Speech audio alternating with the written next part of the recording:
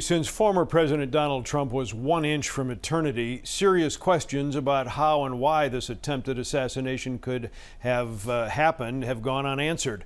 Tonight, the ABC7 I-Team with new details from a federal law enforcement bulletin that describes Trump political events such as the one last Saturday as attractive targets. But what went wrong then, and how to stop another attack from happening again? Some Secret Service teams wear business suits, others wear tactical suits. Some Secret Service officers stand watch, others with rifles, and some rely on bomb-sniffing dogs, all with the singular mission of protection. On Saturday, as protectee and ex-President Trump was making an illegal immigration point, there were gunshots. Agents literally leap into action, diving on Trump to shield him from gunfire, hustling the bloodied former president off stage, while tactical service officers with heavier weapons move into place. Somehow, an individual who ultimately tried to assassinate the former president of the United States was able to gain access to a rooftop 130 yards away.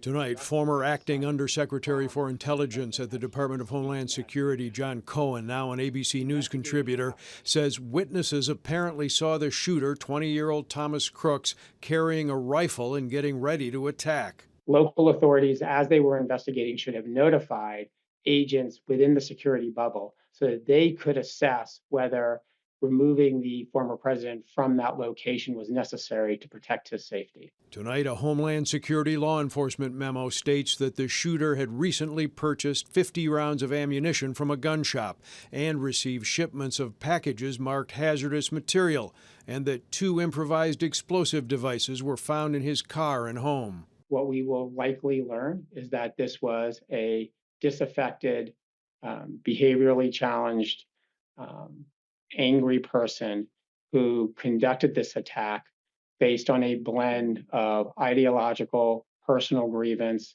and mental health related factors. That Homeland Security bulletin tonight lays out a potent new threat during election cycles: domestic violent extremists who operate across ideologies and essentially see those who view the world differently as enemies who are viable targets for violence. Authorities say they can't rule out copycat or retaliatory acts of violence in response to the assassination attempt. And most concerning is this: they say lone wolf radicals make attacks challenging to prevent. Not very optimistic. It's just, I'm still thinking, like, that much distance with that bullet could have been a completely different situation. We would be talking about a different outcome. Yeah, sure would be. All right. Thank you. Thanks, Chuck.